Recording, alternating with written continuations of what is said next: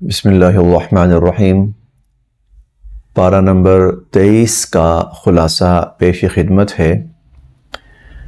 اس پارے میں اللہ رب العزت نے جو مضامین ارشاد فرمائے ہیں، اختصار کے ساتھ چند چیزوں کا تذکرہ کیا جاتا ہے۔ یہ جب پارہ شروع ہوا ہے تو سورہ یاسین چل رہی ہے، اور یہ قرآن کریم کی بہت ہی معروف صورتوں میں سے ایک صورت ہے، اور ان صورتوں میں سے ہے کہ جن کی ابتدا رسول اللہ صلی اللہ علیہ وسلم کے نام نامی سے ہوتی ہے، سورہ یاسین۔ اور یہ وہ صورت ہے کہ انسانوں کی تخلیق سے صدیوں پہلے، بلکہ کئی سو سال پہلے، اللہ رب العزت نے فرشتوں کے سامنے اس کی تلاوت فرمائی تھی، سورہ طٰہٰ اور سورہ یاسین۔ تو تلاوت سن کر فرشتوں نے کہا تھا کہ کتنی خوش قسمت ہوگی وہ قوم جو اس کلام کی متحمل ہوگی اور جس پر یہ کلام اتارا جائے گا۔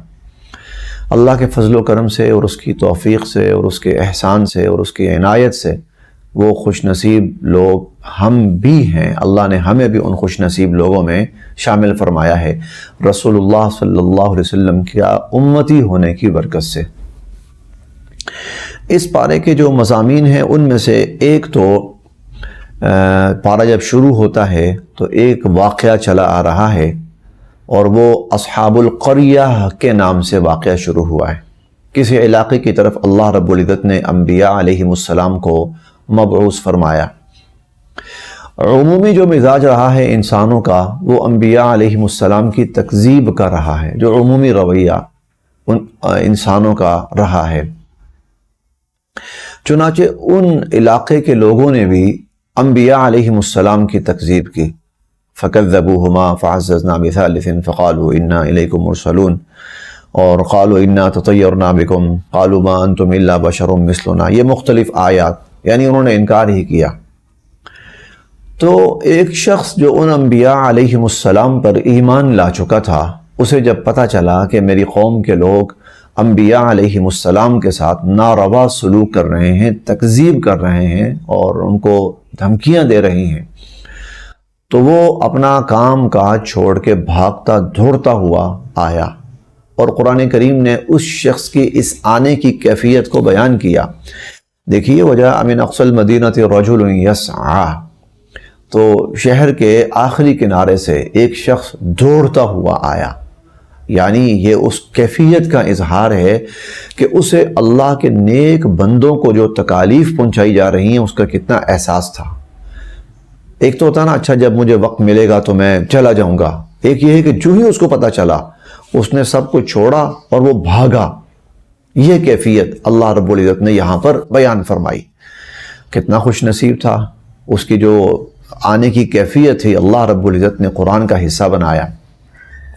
آ کر اس نے قوم کو سمجھایا، یا قوم اتبعوا من لا يسألكم اجرا وهم مهتدون وما لي لا اعبد الذي فطرني واليه ترجعون۔ اور اسی طرح اس نے یہ بھی کہا، انی آمنت بربکم فاسمعون، اے لوگو میں اپنے رب پر یا تمہارے رب پر ایمان لا چکا ہوں، سن لو، یعنی میں ان پر ایمان لے آیا ہوں، تم بھی ایمان لاؤ۔ جب لوگوں نے یہ سنا کہ یہ شخص ان انبیاء علیہ السلام کا پیروکار بن چکا ہے، ان کی دعوت قبول کر چکا ہے، تو ان لوگوں نے اس شخص کو قتل کر دیا، اس شخص کو قتل کر دیا۔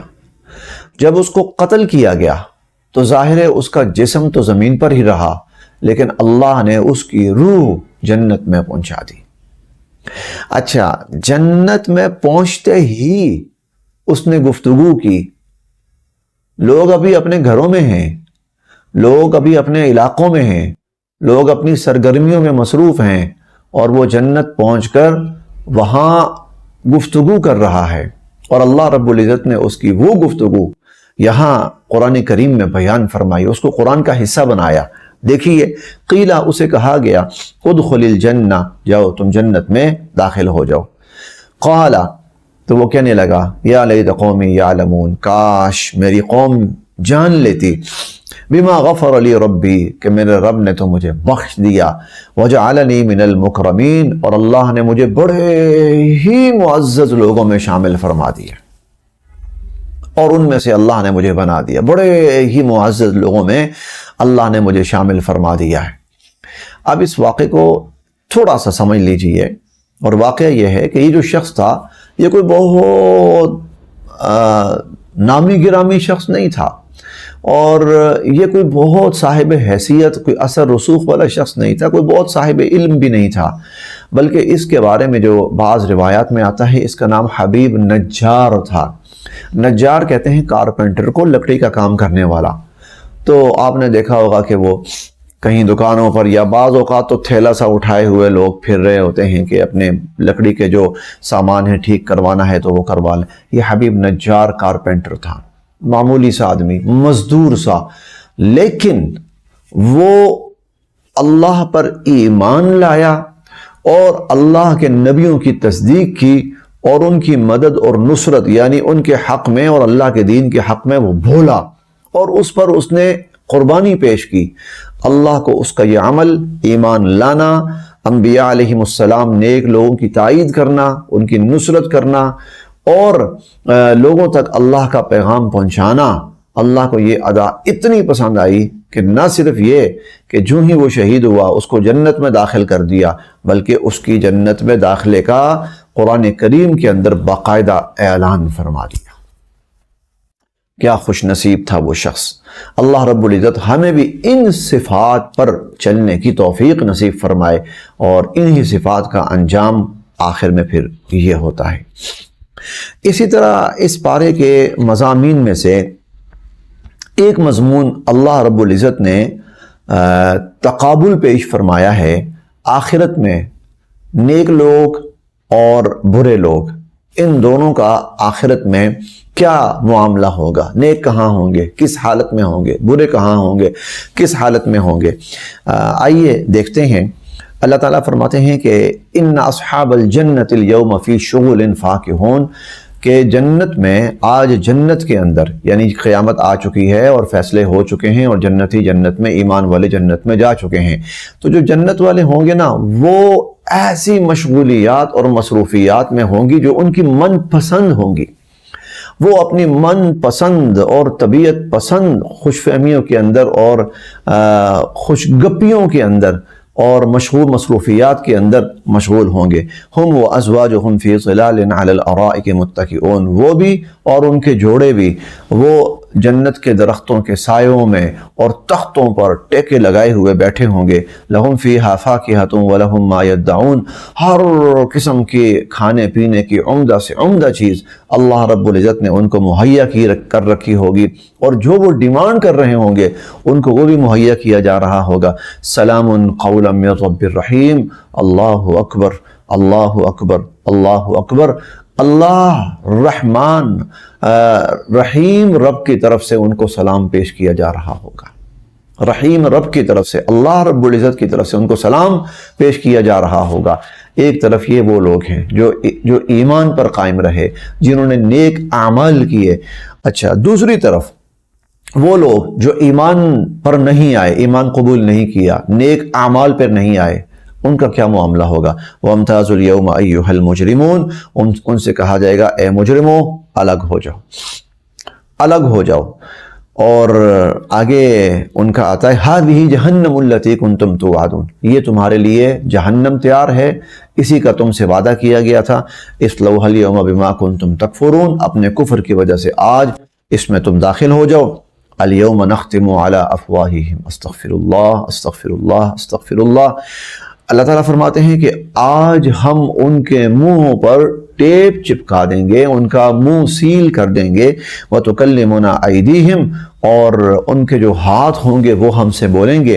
وَتَشْهَدُ أَرْجُلُهُمْ، اور ان کے پاؤں گواہیاں دیں گے۔ بِمَا كَانُوا يَكْسِبُونَ، جو کچھ وہ دنیا میں کیا کرتے تھے۔ اللہ اکبر۔ اللہ تعالیٰ ایسے برے انجام سے ہم سب کو محفوظ فرمائے۔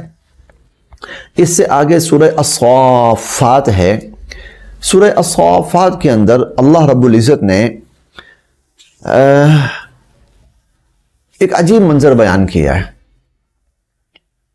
اور ایسے بیان کیا ہے جیسے ہم اپنی آنکھوں سے وہ منظر دیکھ رہے ہیں۔ قرآن کریم کا یہ بھی کمال ہے کہ قرآن کریم آخرت میں، جنت میں یا جہنم میں پیش آنے والے واقعات کو اتنا تفصیلی بیان کرتا ہے جیسے وہ ہماری آنکھوں کے سامنے پیش ہو رہے ہیں وہ واقعات۔ آئیے یہ واقعہ دیکھتے ہیں۔ اللہ تعالیٰ فرماتے ہیں کہ جو جنتی جنت کی نعمتوں سے مستفید ہو رہے ہوں گے تو قال قائل منہم انی کان لی قرین، تو دو آدمی آپس میں بات چیت کر رہے ہوں گے۔ ایک کہے گا کہ میرا ایک دوست ہوا کرتا تھا دنیا کے اندر، یقول انک لمن المصدقین، تو وہ مجھے کہتا تھا یا تو بھی تم ان باتوں کی تصدیق کرتے ہو، کوئی آخرت ہے، کوئی جنت ہے، کوئی جہنم ہے، نبی جو بات کرتے ہیں وہ سچ ہے، ان پر وحی اترتی ہے، تم بھی ان باتوں کی تصدیق کرتے ہو کہ اذا متنا وکنا ترابا وعظاما ائنا لمدینون، کہ جب ہم مر جائیں گے اور ہڈیاں ہڈیاں ہو جائیں گے تو پھر ہم دوبارہ زندہ ہوں گے۔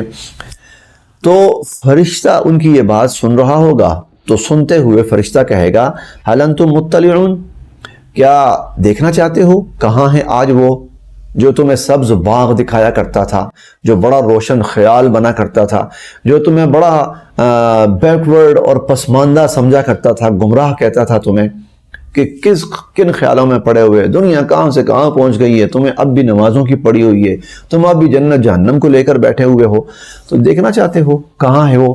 فاطلع، تو وہ جب جھانک کر دیکھیں گے، فرآہ فی سواء الجحیم، تو دیکھیں گے کہ وہ جہنم کے بیچوں بیچ عذاب کے اندر مبتلا ہے۔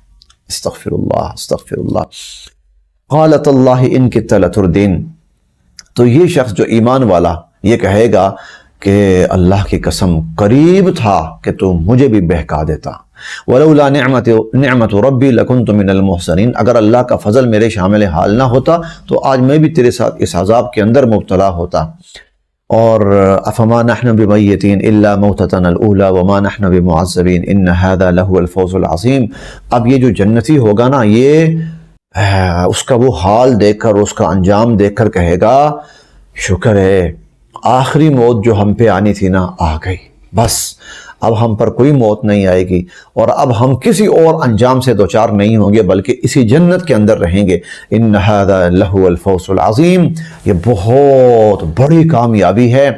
اور لمثل ھذا فلیعمل العاملون، اللہ فرماتے ہیں یہ جو ٹارگٹ ہے نا، ارے اس ٹارگٹ کو حاصل کرنے کے لیے کوشش کرنی چاہیے، اس کے لیے محنت کرنے والوں کو محنت کرنی چاہیے، اس کے لیے کوشش کرنے والوں کو کوشش کرنی چاہیے۔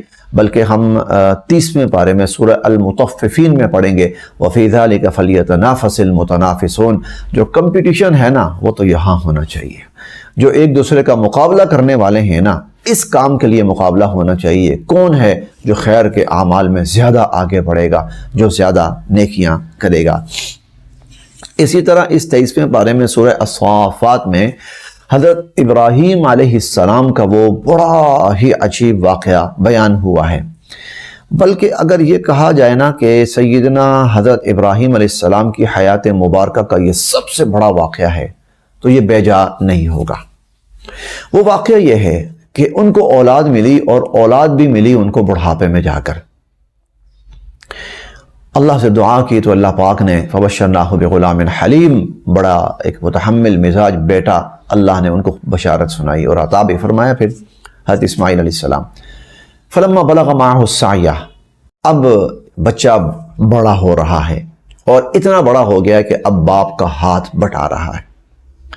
جیسے ہمارا کوئی بچہ جب 12-13 سال کو پہنچتا ہے نا تو یہ وہ عمر ہوتی ہے کہ جب وہ باپ کی تھوڑی تھوڑی ذمہ داریاں لینا شروع کر دیتا ہے، سودا سلف لانا، والدہ کو کہیں لے جانا، بہنوں کو کہیں چھوڑ آنا، چھوٹے بھائیوں کو، یہ باپ کی ذمہ داریاں، تو اب باپ کا ہاتھ بٹانا شروع ہو جاتا ہے۔ سیدنا اسماعیل علیہ السلام اس عمر میں پہنچ چکے ہیں، باپ ذرا ریلیکس فیل کرتا ہے اور وہ تھوڑا سا اطمینان محسوس کرتا ہے کہ میرا ایک بازو میرے ساتھ لگ گیا ہے، میرا بیٹا میرا دست و بازو بن گیا ہے۔ یہ عمر ہے، حضرت ابراہیم علیہ السلام خواب دیکھتے ہیں، اور خواب یہ دیکھتے ہیں کہ اسماعیل علیہ السلام کو ذبح کر رہے ہیں۔ نبی کا خواب وحی ہوتا ہے، نبی کا خواب محض خیال نہیں ہوتا، نبی کا خواب کسی طبیعت سے متاثر ہو کر کسی کیفیت کا اظہار نہیں ہوتا، نبی کا خواب وحی ہوتا ہے، اللہ کی طرف سے وہ حکم ہوتا ہے۔ تو خواب دیکھا کہ میں بیٹے کو ذبح کر رہا ہوں، تو سمجھ گئے کہ اللہ کی طرف سے حکم ہے کہ اپنے بیٹے کو ذبح کروں۔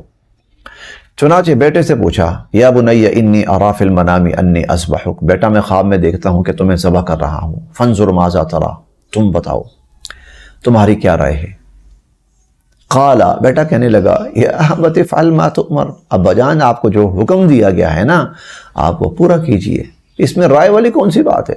اللہ کا حکم ہے کہ آپ ذبح کریں اور میں ذبح ہوں، آپ چھری چلائیں اور چھری میری گردن پہ چلے، اللہ کا حکم ہے نا، افعل ما تؤمر، آپ اللہ کا حکم پورا کیجئے، ستجدنی انشاء اللہ من الصابرین، آپ مجھے صبر کرنے والا پائیں گے۔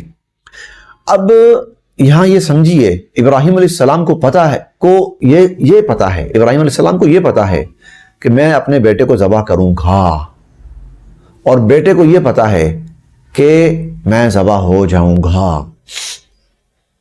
بیٹے کو یہ پتہ ہے کہ میں ذبح ہو جاؤں گا، ابراہیم علیہ السلام کو یہ پتہ ہے کہ میں ذبح کروں گا۔ جی یہ نہیں تھا ابراہیم علیہ السلام کو کہ مجھے پتہ ہے، میں تو نبی ہوں نا، مجھے تو بعد کے حالات بھی پتہ ہوتے ہیں، تو مجھے تو پتہ ہے کہ یہ تو صرف اللہ تعالیٰ نے آزمانا ہے۔ اگر پتہ ہو تو آزمائشی کیسی، تو پھر امتحان ہی کیسا؟ آگے اللہ تعالیٰ فرمائیں گے ان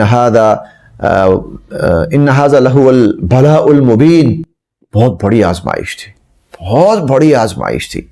پہلے پارے میں ہم پڑھ کے آئے ہیں، وَإِذِ ابْتَلَىٰ إِبْرَاهِيمَ رَبُّهُ بِكَلِمَاتٍ، اللہ نے ابراہیم علیہ السلام کو بڑا سخت آزمایا، فَأَتَمَّهُنَّ، وہ پورے اترے۔ تو ابراہیم علیہ السلام کو یہی پتہ ہے اور ان کو یہی علم ہے کہ میں اس کو ذبح کروں گا اور یہ ذبح ہو جائے گا۔ اب نبی اللہ کی اطاعت کے کس مقام پہ فائز ہوتا ہے اور اللہ کے حکم کی تعمیل میں کس مقام پہ فائز ہوتا ہے، یہ دیکھیے، کوئی تعویل نہیں، کوئی اس کے اندر لاجک نہیں، کچھ نہیں، اللہ آپ کا حکم، میں اسلمت لرب العالمین، میرا سر تسلیم خم ہے۔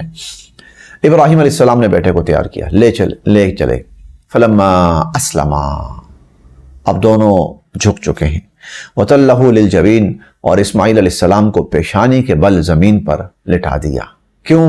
اس لیے کہ ذبح کرنا ہے۔ پھر اپنی سے پوری کوشش کی، چھری چلانی شروع کی، چھری نہ چلے، چھری چلائیں، چھری نہ چلے، ابراہیم علیہ السلام پھر چھری تیز کریں، پھر چلائیں، پھر چھری نہ چلے، بالآخر چھری چل گئی۔ جب چھری چل گئی، آنکھوں پہ پٹی باندھ رکھی تھی، بس کہیں ایسا نہ ہو کہ ہاتھ کمزور نہ پڑ جائے، پٹی ہٹائی تو دیکھا کہ وہاں ایک جانور، وَفَدَيْنَاهُ بِذِبْحٍ عَظِيمٍ، ایک بڑا موٹا تازہ جانور ذبح ہوا پڑا ہے، اور سیدنا اسماعیل علیہ السلام ایک سائڈ پر بالکل خیر و عافیت کے ساتھ محفوظ اور مامون بیٹھے ہوئے ہیں۔ اللہ تعالیٰ نے فرمایا، ابراہیم قد صدقت الرؤیا، خواب سچ کر دکھایا، خواب سچ کر دکھایا۔ اور آگے پھر یہ بھی فرمایا، وَتَرَكْنَا عَلَيْهِ فِي الْآخِرِينَ، ہم آپ کے اس عمل سے اتنے خوش ہوئے ہیں، اب قیامت تک آنے والی انسانیت کو ہم تلقین کر رہے ہیں اور حکم دے رہے ہیں کہ وہ آپ کی سنت کی ادائیگی کے اندر قربانی کیا کریں۔ اسی لیے قربانی کے موقع پر صحابہ کرام نے پوچھا تھا، ما هذه الاضاحی یا رسول اللہ، اللہ کے نبی یہ ہم قربانیاں کرتے ہیں تو یہ کیا ہے؟ آپ نے فرمایا، سنت ابیکم ابراہیم، یہ تمہارے والد حضرت ابراہیم علیہ السلام کی سنت ہے۔ اب یہاں ایک بات اور سمجھ لیجئے، قرآن کریم میں سیدنا ابراہیم علیہ السلام کی ملت کی پیروی کا حکم دیا گیا ہے، حضور علیہ السلام کو بھی اور ہمیں بھی۔ حضور علیہ السلام کو حکم ہے، وَاتَّبِعْ مِلَّةَ إِبْرَاهِيمَ حَنِيفًا، ابراہیم علیہ السلام کی ملت کی اتباع کریں، ابراہیم علیہ السلام کی۔ حضور علیہ السلام کو حکم ہے، ہمیں حکم ہے، وَاتَّبِعُوا مِلَّةَ إِبْرَاهِيمَ حَنِيفًا، ابراہیم علیہ السلام کی ملت کی اتباع کرو۔ وہ ملت کیا ہے؟ دو چیزیں بطور خاص، ایک توحید کامل ابراہیم علیہ السلام جیسی اپناؤ، اور ایک بے مثال اطاعت، کمال درجے کی اطاعت ابراہیم علیہ السلام والی اپناؤ۔ اطاعت کیسی ہے؟ اے ابراہیم اپنے بیٹے کی گردن پہ چھری چلاؤ، یا اللہ میں حاضر، میں چلانے کو تیار، چھری پکڑ لی، بیٹے کو لٹا دیا، چلا دی۔ تو یہ جذبہ جو ہے اللہ رب العزت نے ہمیں حکم فرمایا ہے کہ ابراہیم علیہ السلام کی اطاعت کا یہ جذبہ اپنے اندر پیدا کر۔ اسی لیے ابراہیم علیہ السلام کو ہمارا باپ بنایا گیا ہے، ان کو ہمارے لیے باپ کا درجہ دیا گیا ہے، سنت ابیکم، اور وجاہدوا فی اللہ حق جہادی هو اجتباکم وما جعل علیکم فی الدین من حرج ملت ابیکم، یہ تمہارے باپ ابراہیم علیہ السلام کی ملت ہے۔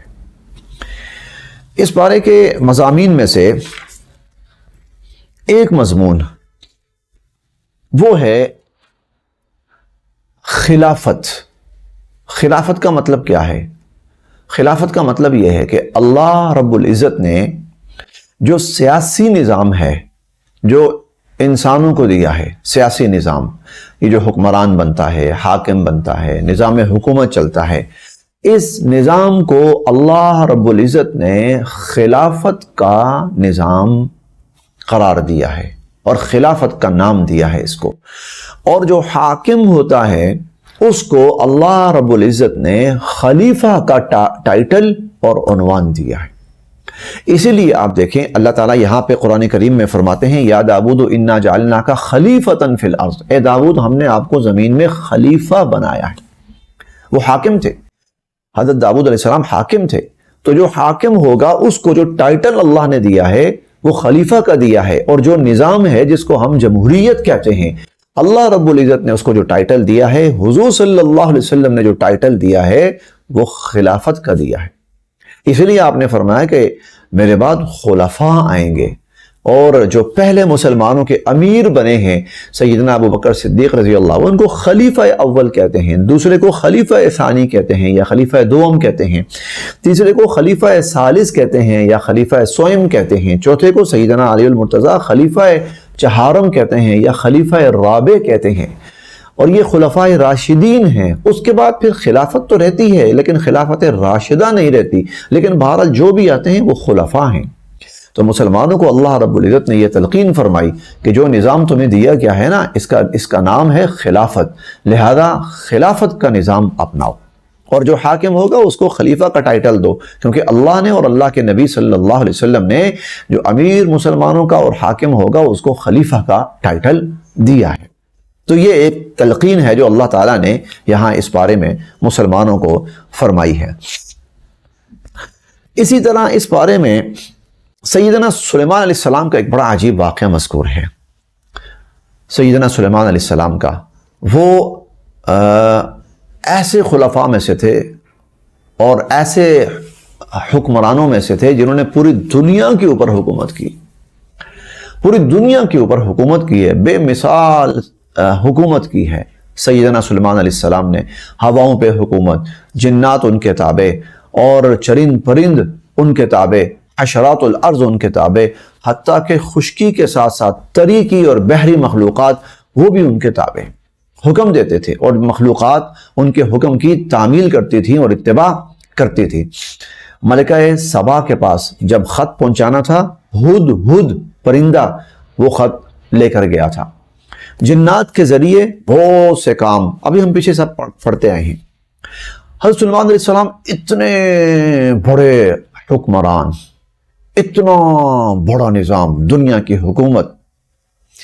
ایک دفعہ ایسا ہوا کہ کچھ گھوڑے ان کے سامنے پیش کیے گئے، اذ عرض علیہ بالعشی صافنات الجیاد۔ اب گھوڑوں کی کھیپ آئی، اب یقیناً وہ ریاستی ذمہ داریوں کے لیے تھی یا پھر جہاد کے لیے تھی، حکومت کے کاموں کے لیے یا جہاد کے لیے، تو ان کے معائنے میں مشغول تھے کہ کون کون سے مناسب ہیں، کون کون سے مناسب نہیں ہیں۔ اچھا، ایسے مشغول ہوئے کہ جو عبادت کا وقت تھا وہ نکل گیا، اور ان کی نماز رہ گئی اور ان کی عبادت رہ گئی، حتیٰ توارت بالحجاب، یہاں تک کہ سورج غروب ہو گیا، اور عبادت کرنی تھی سورج غروب ہونے سے پہلے پہلے۔ جو ہی اس چیز کا احساس ہوا کہ غلطی ہو گئی، عبادت کا وقت نکل گیا، میں ایسے کام میں مشغول ہو گیا کہ جس کی وجہ سے عبادت رہ گئی مجھ سے، تو کہنے لگے ردوہا علیہ، جن گھوڑوں کی وجہ سے اور جس چیز کی وجہ سے میں عبادت سے رہ گیا ہوں، لاؤ ان کو۔ چنانچہ جب وہ گھوڑے لائے گئے، فطفق مسحا بالسوق والاعناق، انہوں نے ان گھوڑوں کو ذبح کر دیا، سب کو، ان کی گردنیں اور ان کی ٹانگیں کاٹ دی سب کی۔ کیوں؟ یہ سمجھانے کے لیے کہ انسان کی زندگی کا اصل مقصد اللہ کی عبادت ہے، اگر کوئی چیز عبادت میں مخل ہو، رکاوٹ بنے عبادت کے اندر، اس چیز کو ختم کر دینا چاہیے، اس چیز کا وجود باقی نہیں رہنا دینا چاہیے جو عبادت کے اندر اور اللہ کی یاد کے اندر انسان کے لیے مخل بنے۔ اسی طرح اس پارے کے مضامین میں سے ایک بڑا ہی عجیب مضمون ہے، پڑھیے کہ اللہ نے انسان کو کیا مقام دیا ہے، کیا عزت، کیا عظمت اور کیا شرف بخشا ہے۔ اللہ تعالیٰ نے فرشتوں کو حکم دیا آدم علیہ السلام کو سجدہ کرو، سب نے سجدہ کیا، شیطان نے نہیں کیا۔ اللہ رب العزت نے جب شیطان سے پوچھا کہ تو نے سجدہ کیوں نہیں کیا، تو انسان کا تعارف کن الفاظ میں کروایا، ذرا سماعت فرمائیے۔ قال یا ابلیس، فرمایا اے ابلیس، ما منعک ان تسجد، تجھے کس چیز نے روکا سجدہ کرنے سے، لما خلقت بیدی، اس انسان کو سجدہ کرنے سے کس چیز نے تجھے روکا جس کو میں نے اپنے دونوں ہاتھوں سے پیدا کیا اور اپنے دونوں ہاتھوں سے بنایا۔ بے شک اس سے مراد اللہ کی قدرت ہے، اللہ کے ہاتھوں سے اللہ کی قدرت مراد ہے، لیکن شرف تو دیکھیے انسان کا کہ اللہ فرماتے ہیں کہ یوں سمجھ اے انسان کہ میں نے تجھے اپنے ہاتھوں سے بنایا ہے، یوں سمجھ کہ تو میرے ہاتھوں سے بنا ہے۔ اور اے شیطان مردود ملعون رجیم، تیری جرأت کیسے ہوئی کہ تو نے اس انسان کو سجدہ نہیں کیا جس کو میں نے اپنے ہاتھوں سے تخلیق کیا ہے اور اپنے ہاتھوں سے جس کو میں نے وجود بخشا ہے۔ اندازہ لگائیے کہ انسان کو اللہ تعالیٰ نے کیا عزت، عظمت اور کیا شرف بخشا ہے۔ اسی لیے قرآن کریم میں ایک جگہ 15ویں پارے میں ہم پڑھ چکے ہیں، اللہ تعالیٰ فرماتے ہیں وَلَقَدْ كَرَّمْنَا بَنِي آدم، انسان کو ہم نے بڑی عزت دی، بڑا شرف بخشا، اور فضلناہم علی کثیر ممن خلقنا تفضیلا، اور انسان کو ہم نے اپنی مخلوقات میں سے سب سے افضل اور اعلیٰ اور برتر بنایا۔ کاش انسان اس چیز کو سمجھ لے کہ میں اشرف المخلوقات ہوں، تو وہ ایسا کردار ادا کرے جو اشرف المخلوقات کو سوٹ کرتا ہے۔ پھر اس پارے کے مضامین میں سے اب یہ آخری مضمون ہے۔ سورت شروع ہوتی ہے سورہ الزمر، یہ 23ویں پارے میں بھی چلتی ہے اور 24ویں پارے کے اندر بھی چلتی ہے۔ اس سورہ الزمر میں اللہ رب العزت نے اپنی قدرت کا جو انسانی تخلیق کے حوالے سے ہے ایک عجیب تصور اور ایک عجیب اس کا منظر پیش فرمایا، اور وہ منظر اللہ تعالیٰ نے یہ پیش فرمایا کہ یخلقکم فی بطون امہاتکم خلقا من بعد خلق فی ظلمات ثلاث، تمہیں پیدا کرنے والا اللہ ہے۔ وہ اللہ تمہیں کہاں پر پیدا کر رہا ہے، تمہاری تخلیق کہاں کر رہا ہے، فی بطون امہاتکم، تمہاری ماؤں کے پیٹوں میں وہ تمہاری تخلیق کر رہا ہے، تمہاری ماؤں کے پیٹوں میں، اور فی ظلمات ثلاث، تین اندھیروں کے اندر اللہ رب العزت تمہیں پیدا کر رہا ہے۔ آپ یقیناً بہت اچھی طرح جانتے ہیں کہ جب روشنی ختم ہو جائے اور اندھیرا ہو جائے تو آدمی کوئی بھی کام کر رہا ہو، کوئی تعمیری کام کر رہا ہو تو وہ رک جاتا ہے۔ کیوں؟ اس لیے کہ اب اندھیرا ہے، مجھے نظر نہیں آ رہا تو میرا کام خراب ہو جائے گا۔ وہ کچھ لکھ رہا ہے، وہ رک جائے گا، وہ کوئی شکل بنا رہا ہے، رک جائے گا کہ بھائی اندھیرے میں نظر نہیں آئے گا تو خراب ہو جائے گا۔ رب کہتا ہے، اللہ کہتے ہیں، میں وہ مالک ہوں، میں وہ قادر مطلق ہوں، میں وہ خالق ہوں جو اپنی سب سے بہترین تخلیق لقد خلقنا الانسان فی احسن تقویم، جس کو سب سے خوبصورت بنایا، جس کو سب سے باکمال بنایا، جس کو سب سے حسین بنایا، اس کو جب پیدا کرتا ہے تو فی ظلمات ثلاث، ایک نہیں، دو نہیں، تین اندھیروں۔